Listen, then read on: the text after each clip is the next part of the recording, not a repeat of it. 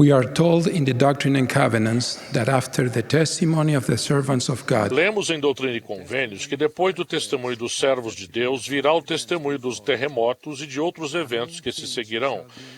E todas as coisas estarão tumultuadas, e certamente o coração dos homens lhes falhará, pois o temor tomará conta de todos. Como membro da presidência da área do Caribe, testemunhei pessoalmente os santos fiéis substituírem o medo pela fé.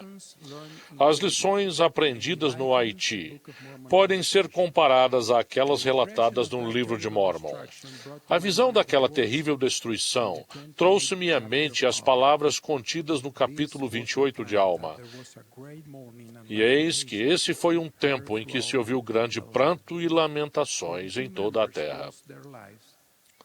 42 membros perderam a vida, mas seus familiares e amigos, ainda que chorem sinceramente a perda de seus parentes, alegram-se e exultam na esperança e até sabem, segundo as promessas do Senhor, que eles serão elevados para habitar à mão direita de Deus, num estado de felicidade sem fim. A Igreja enviou auxílio imediato para membros e não membros, que foi distribuído sob a direção dos líderes locais do sacerdócio e da sociedade de socorro. As pessoas não apenas receberam auxílio médico, alimentos, água e outros suprimentos básicos, mas também conselhos, orientação e consolo de seus líderes locais. Contaram com o apoio dos membros da Igreja no mundo inteiro, que choram com os que choram, sim, e consolam os que necessitam de consolo. Vários profetas em diversas épocas nos alertaram a respeito de outra tragédia que é menos perceptível, mas não menos importante, que é a da horrível morte que sobrevém aos iníquos, pois morrem quanto às coisas pertinentes à retidão. Porque eles são impuros, e nenhuma coisa impura pode herdar o reino de Deus. Nefe ensinou esse princípio a seus irmãos, declarando que aqueles que morrerem em iniquidade serão também rejeitados quanto às coisas espirituais que se referem à retidão. Samuel, o profeta lamanita, ensinou que todo aquele que não se arrepende é cortado e atirado ao fogo, e recai sobre eles novamente uma morte espiritual, sim, uma segunda morte, porque novamente são separados das coisas concernentes à retidão. A tragédia de morrer para as coisas que são espirituais tem uma repercussão maior para todo aquele que foi iluminado uma vez pelo Espírito de Deus e teve grande conhecimento das coisas referentes à retidão e depois cai em pecado e transgressão, pois torna-se ainda mais endurecido, e assim seu estado se torna pior do que se nunca tivesse conhecido essas coisas. Como pais e líderes, precisamos zelar por nossos membros e por nossas famílias, ajudando-os a permanecer longe das coisas que podem conduzir-nos à morte espiritual. Também procuramos resgatar os que hoje estão mortos para as coisas espirituais e ajudá-los a nascer de novo, sim, nascer de Deus, serem mudados de seu estado carnal e decaído para um estado de retidão, sendo redimidos por Deus, tornando-se seus filhos e filhas.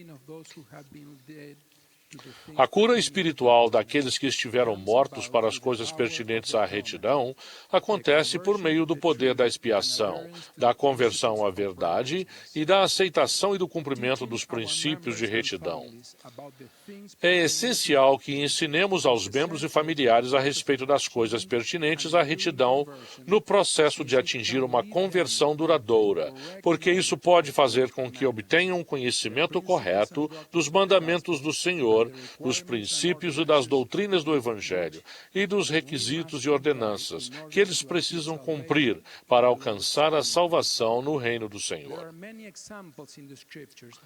Há muitos exemplos nas Escrituras que confirmam a importância de ensinar as coisas pertinentes à retidão, para ajudar a proporcionar uma conversão duradoura.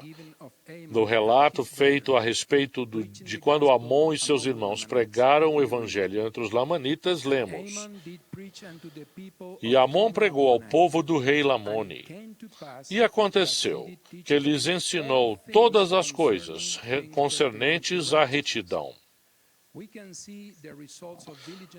Podemos ver o resultado do ensino diligente de todas as coisas pertinentes à retidão ao continuarmos a ler o relato contido nos capítulos 23 e 27, que declaram: Assim também, quantos acreditaram, ou seja, quantos foram levados a conhecer a verdade, foram convertidos ao Senhor e nunca apostataram. Quando Alma, o pai, estabeleceu a igreja, ele consagrou homens dignos como seus sacerdotes e mestres, que zelavam por seu povo e edificavam-no com coisas pertinentes à retidão. Os pais desempenham um papel essencial para ajudar os filhos a compreender as coisas pertinentes à retidão.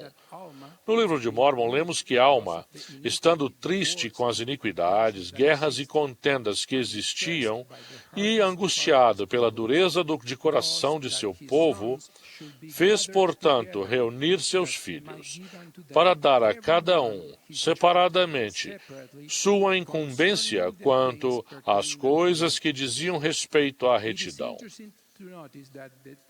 É interessante notar que ele ensinou seus filhos e os incumbiu separadamente, adaptando suas instruções a cada filho, de acordo com as necessidades que o filho tinha.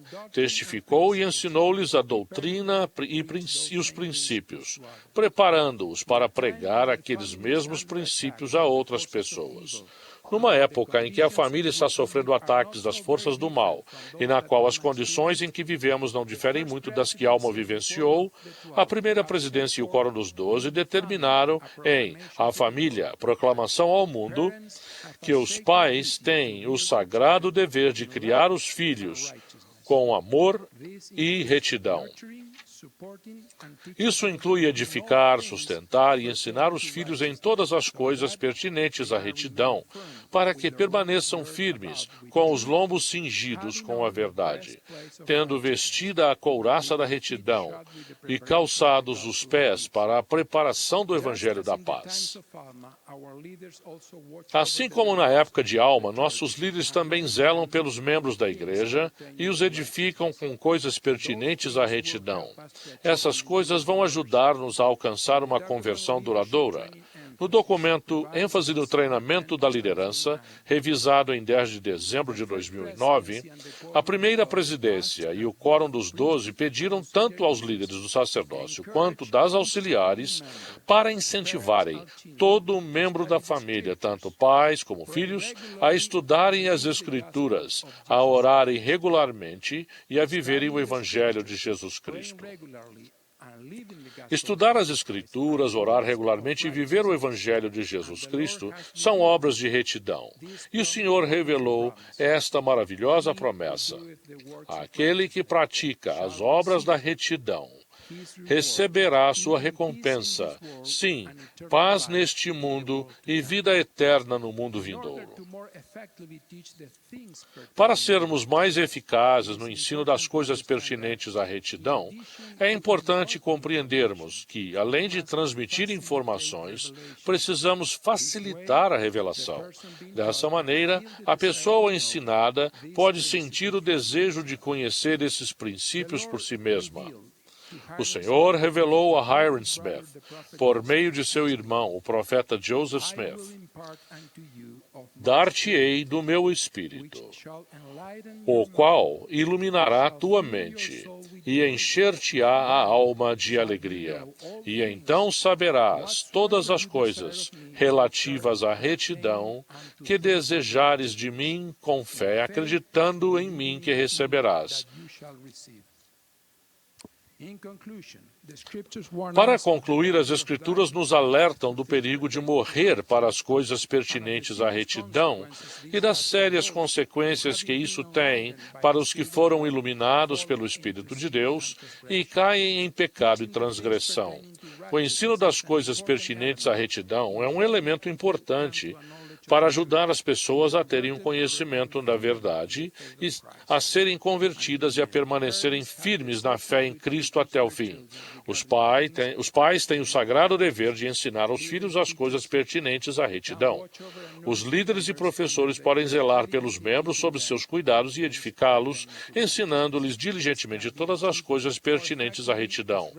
Isso pode ser alcançado de modo mais eficaz se a revelação for facilitada durante o processo de ensino, criando assim nas pessoas o desejo de serem iluminadas pelo Espírito.